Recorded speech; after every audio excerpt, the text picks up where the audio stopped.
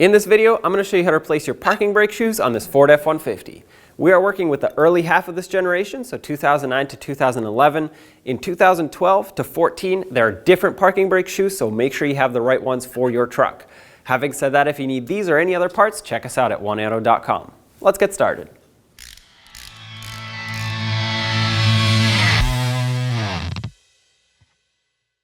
Use your 21mm socket, remove all 6 of your lug nuts, and then remove the wheel.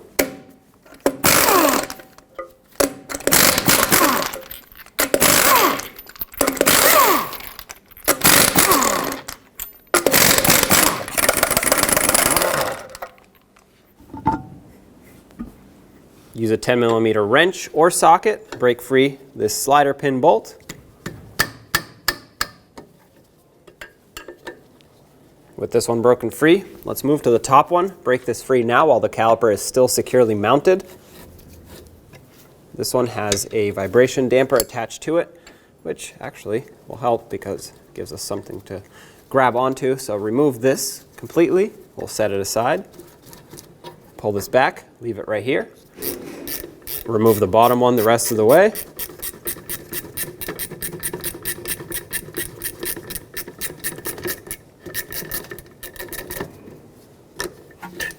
You can take this one out completely because it has enough space.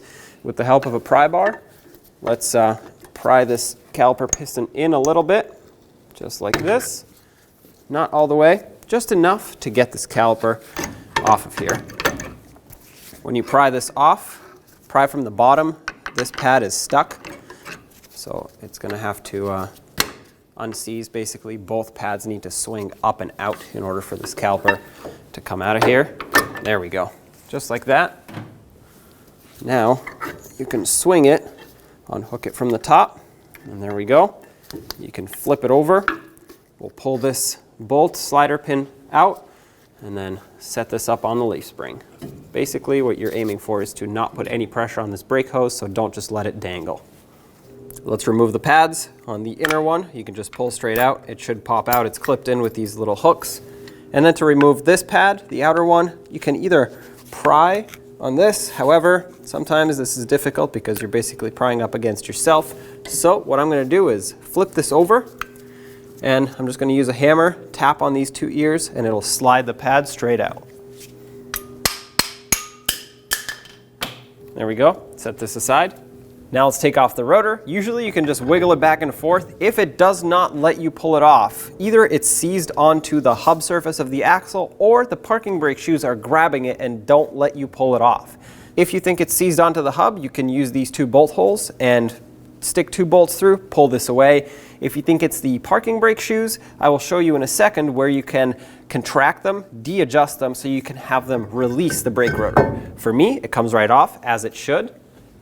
If you look on the bottom here, now with the rotor off, this right here is the adjuster. You're going to use a screwdriver or a little pry bar. Come in from the back side, there's going to be a hole, and you can adjust the e-brake shoes inward to release the rotor, which is exactly what I was talking about. So if you think these are grabbing on too tight, you can release them before you pull off the rotor so you can pull off the rotor.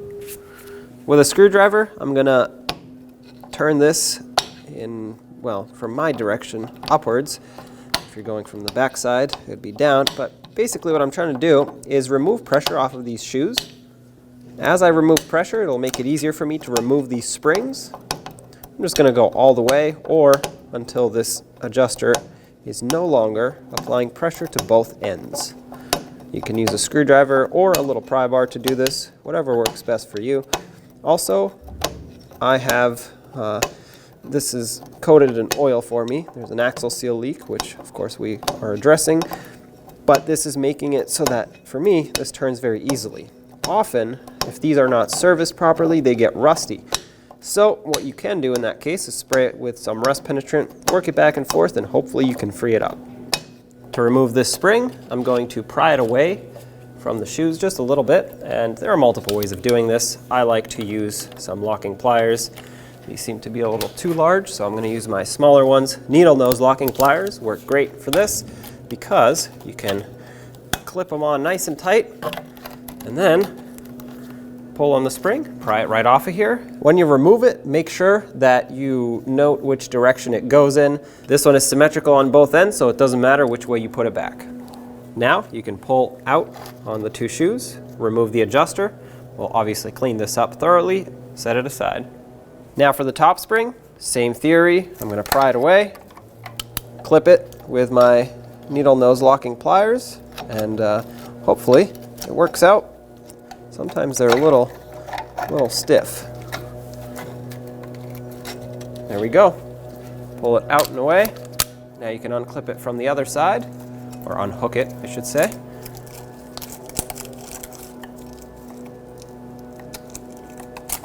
There it is. It's symmetrical, just like the bottom one. Now with it unhooked, just pull it away and set it aside. Now let's unclip these retainers. The easiest way to do this is to just pry this in. Try to have the retainer stay. Push the clip down. Oh, there we go. That comes right off. You can take this out. Remove the parking brake shoe. Remove your pin. Well, through the back side. There we go. And then we'll do the same to the other side. And on the other side, same deal. Try to pry this down. Clip up. There we go. Take this out. Take the shoe off. Take the pin out. Let's put some grease on all the contact points of the parking brake shoes. I'm going to start up here. If needed, you can clean this up more. For me, this is the best it's going to get. You can use a wire brush. I know this lever is not complete yet. There's a missing piece. I will put that in later. It's going to be easiest to do that because it keeps falling apart on me. So I'm also going to put some grease here and over here. You'll see raised areas everywhere where the shoes contact. So that's how you'll know. So 3 spots on the backing shield here at the top, and then we'll do the same exact thing on the other side. Then we can put the shoes on.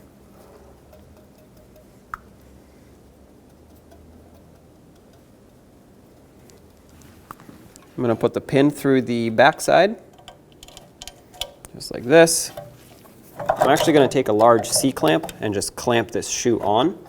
So, okay, doesn't have to be perfect, but it's holding it, and that's what matters. Now, while holding the pin from the back side, slide this locking clip over.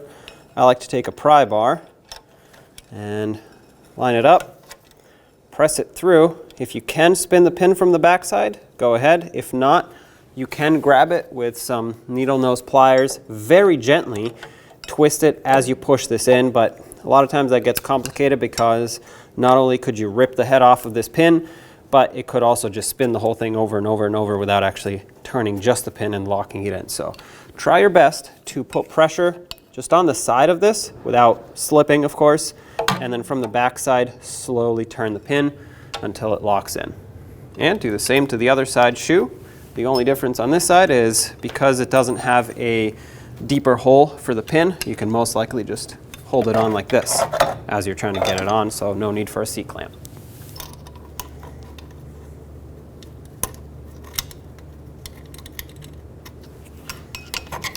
There we go. Take this piece and to put it in, now of course yours should actually stay attached, but if it doesn't, clean it up, just wire brush it. Mine was somewhat clean. It's never going to look perfect again, but basically that large pin right there slides in up top, and then these shoes are supposed to slide over. Okay, that shoe is in. Now let's get that top spring in. I have a C-clamp holding this shoe on just because it's going to keep moving around and falling off. Make sure you hook it right on that round hole over there. Then, just like for removal, I'm going to put my locking pliers nice and tight on this, grab it, and hook it right on.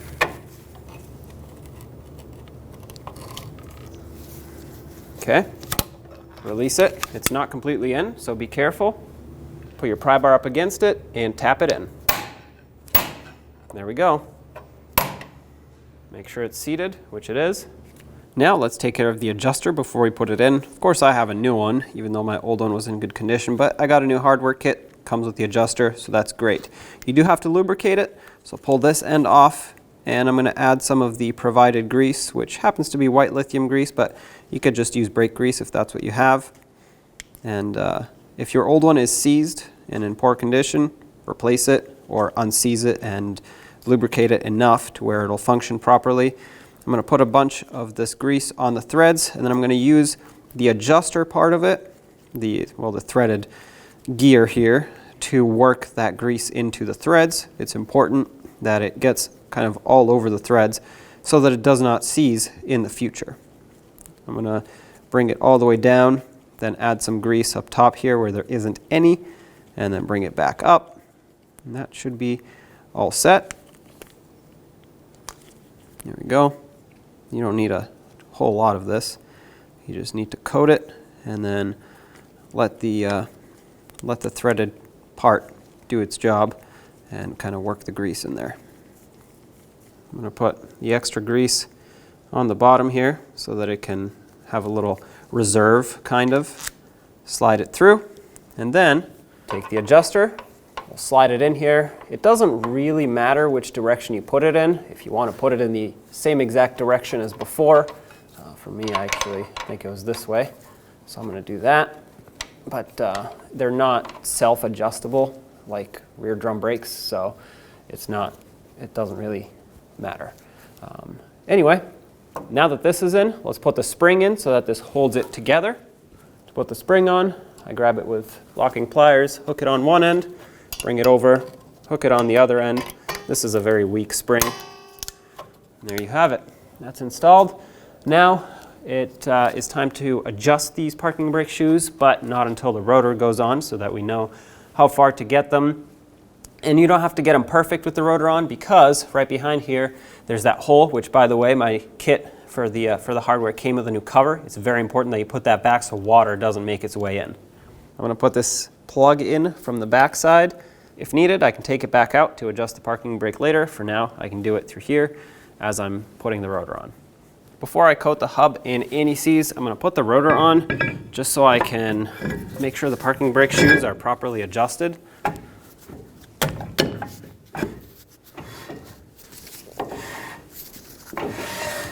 Actually, that feels pretty good to me. They're barely touching, and there's minimal drag. They're close, so I'm actually just going to leave them as is. If you had to adjust them, you would just go down underneath at the adjuster and either bring them out or in. For me, these are brand new shoes, so at the maximum in point, they are perfectly adjusted. It just so happens, so that's great. If you have to clean up this hub, use a wire brush, scrape it. Mine is not too bad of condition. I'm just going to scrape off some of the old grease or anti-seize, whatever this is, but it's hardened at this point. Just going to do this, and a little bit of brake parts cleaner at the end. Then we can recoat it so that it doesn't rust in the future and the rotor doesn't seize on. That's the main reason for this. If yours is rotted and you have to sand it down, be very careful when you do that, because you don't want to remove so much material that you damage the surface. You still want the rotor to sit flush. Rinse it off.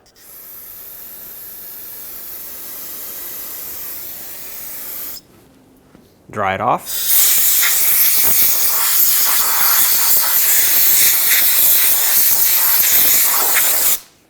And now, let's put a thin coating of anti-seize. I'm using the spray kind, so I'm going to make sure I don't spray it all over the parking brake shoes. If you're using the brush kind, that's actually better in this case because it's a more controlled application. Try to avoid getting it on the lug studs, mainly on the hub surface of the axle.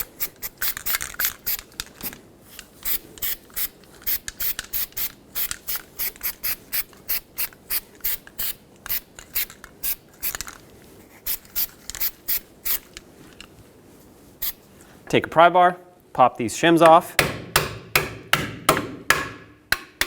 There we go. And do the same to the top one.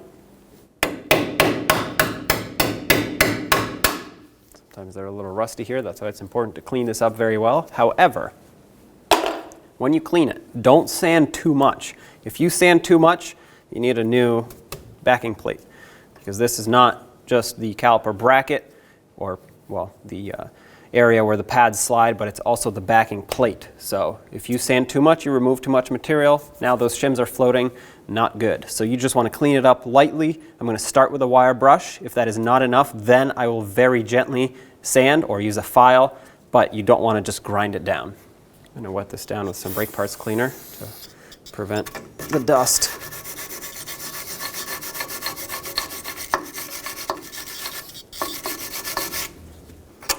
Okay, if I hammer it down, it'll go down. It looks like I do have to sand just a little bit. So I'm going to grab a very fine, worn sanding disc and just clean up the outer part of it, just a little skim, and that should be good.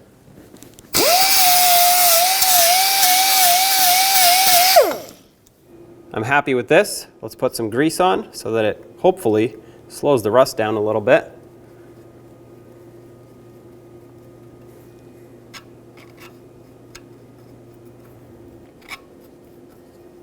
It's all right if you put too much, it'll just squeeze out, and then you can wipe it off. Now, put this new shim on, tap it down.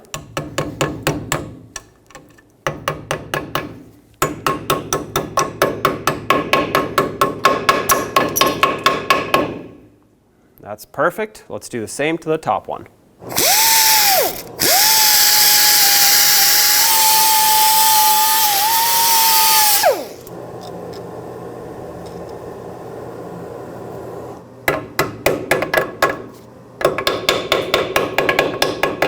Now let's put the rotor on. I like to start by putting it on backwards just so the axle can hold it for me while I clean it. It's important to degrease this surface. I'm going to use brake parts cleaner on the inside too, where the brake shoes ride, and wipe it down. Now this one particularly does not have an oil coating, has a different special coating to prevent rust. However, there are rotors that have Cosmoline oil from the factory to prevent them from rusting while they're on the shelf. Those you absolutely have to clean off, otherwise you get oil all over your brake pads.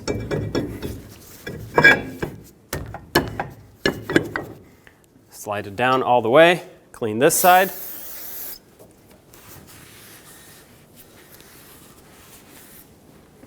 This is what the inner pad looks like. It has the 3 tabs that'll lock into the inside of the piston.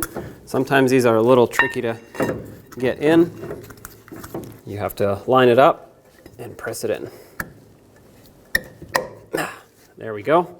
So that's locked in. The outer pad hooks on with these 2 tabs, just like so. It should slide on. Okay, make sure that's flush right here.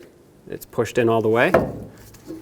Before you install the caliper, put the top bolt in because there won't be enough clearance with the leaf spring. Now, as you slide the caliper on, notice how the outer pad has 2 hooks at the top here. The inner does not, so that doesn't really matter. But at the bottom, the outer one has a spring that has to seat it down all the way, just like that. If it doesn't go on, make sure you're not crushing the boots and the slider pins here. Start these 2 bolts in. That one's snug. Get this one started. I cannot torque this top one just because of, well, this, so I'm going to take a wrench to it, make sure it's tight. I will come back and torque this one though. 22 foot-pounds is the torque for both of these. There's one. On this damper on the backside, if you pop the cap open, you can see that you can fit a T30 socket. However, the clearance between this and the leaf spring is preventing me from putting a torque wrench on here. So even with this, I still can't torque it. So what I'm going to do is close this up. The torque for these is not high enough to where I can't properly tighten it up with a wrench. So I'm just going to give it the best I can with the wrench, and there you have it. That's tight. If you doubt it, you can always put thread locker on the end of these bolts, but it's not absolutely necessary. Let's get the wheel on. Put on all 6 of your lug nuts, bottom them out, and torque them to 150 foot-pounds and a cross pattern.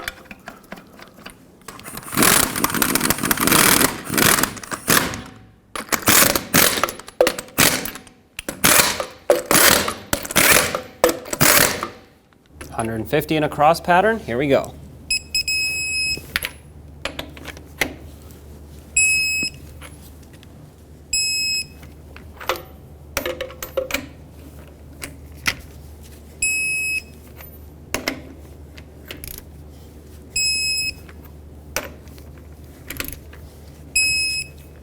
Double check them if you want. If not, take it for a road test. So there you have it. I hope you enjoyed the video. If it was helpful, don't forget to leave a like. If you have anything to say, leave it in the comment section below. And as always, don't forget to subscribe and ring that bell so you can stay up to date with all of our latest content. Thanks for watching.